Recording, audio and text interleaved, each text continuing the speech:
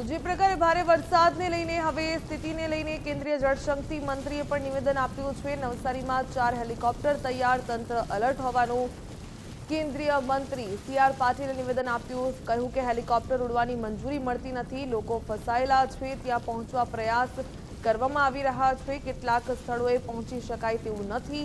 2 દિવસ સ્થિતિ વધુ બગડી શકે છે। કાંઠા વિસ્તારમાં પાણી ભરાયેલા છે। લોકોને બિનજરૂરી બહાર નીકળવાનું ટાળવા માટે સી.આર. પાટીલે અપીલ કરી। છેલ્લા 2 દિવસથી સુરત, નવસારી, વલસાડ અને વિશેષ કરીને દક્ષિણ ગુજરાતની અંદર વરસાદના રેડ એલર્ટ પછી આજે પણ ભયંકર સ્થિતિ છે। તંત્ર પૂરી તરહ કામ કરવાનો પ્રયત્ન કરી રહી છે।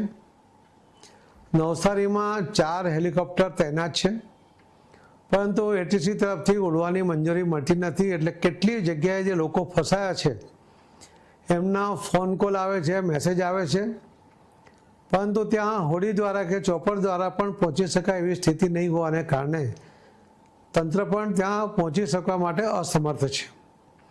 મારે આપ સૌને પણ વિનંતી છે કે આજે પણ રાતથી કાલ સવાર સુધી પણ રેડ એલર્ટ આપવામાં આવ્યું છે।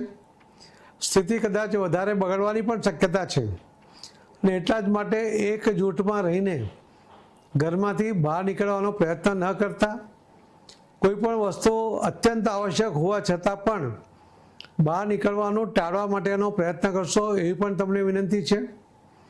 મને વિશ્વાસ છે કે પરિસ્થિતિની ગંભીરતા તમે પણ સમજી શકો છો। કાંઠા વિસ્તારના અનેક ગામોની અંદર પાણી ભરાયા છે। ચીખલી, બિલ્લીમોરા, ગણદેવી આ વિસ્તારની અંદર પણ ઘરોમાં 2-3 ફૂટના પાણી હાલમાં પણ છે। લાઇટ પણ સ્વાભાવિક રીતે હમણાં પાવર બંધ છે, પરંતુ આ વિકટ પરિસ્થિતિને હજુ પણ આપણે કદાચ 10-12 કલાક સુધી એનો સામનો કરવો પડશે। અને ગુજરાતના ડેપ્યુટી નાયબ મુખ્યમંત્રી શ્રી હર્ષભાઈ સંઘવી પણ હમણાં પણ નવસારીમાં છે। એ પણ વલસાડ જવાનો પ્રયત્ન કરે છે, પરંતુ બધા જ રોડ બંધ હોવાને કારણે એ પણ ત્યાં જઈ શકે કે પહોંચી શકે એવી સ્થિતિમાં નથી।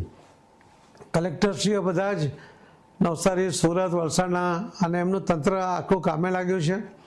મને વિશ્વાસ છે કે આ કટોકટીના સમયમાં આપણે કુદરતી આફતમાં એકબીજાના સહાયરૂપ થઈને કોઈ પણ જોખમ લીધા વગર આપણે પોતે પોતાની જાતને, પોતાના કુટુંબને, આપણા ગામમાં લોકોને સાચવીએ, એમને બચાવવાનો પ્રયત્ન કરીએ એવી મારી આપ સૌને વિનંતી છે।